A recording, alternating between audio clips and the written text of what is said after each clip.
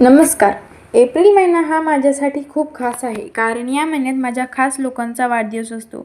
सगळ्यात आधी आरूचा आणि माझ्या पप्पांचा वाढदिवस एकाच दिवशी असतो. त्यानंतर लगेचच 2 दिवसांनी आरूंच्या पप्पांचा म्हणजेच माझ्या आहोंचा वाढदिवस.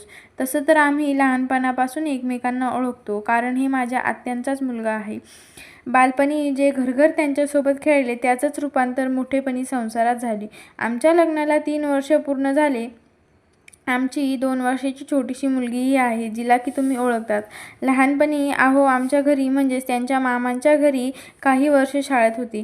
तेव्हा मीही शाळेत होते.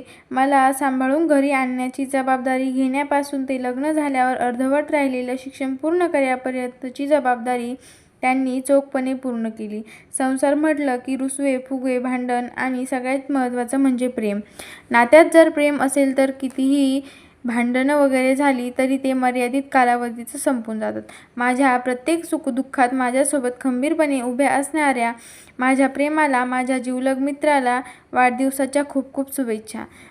प्रत्येक वर्ष जसजसे सरत जाते तसेच माझे तुमच्यावरील प्रेम अधिकच दृढ होत जावो.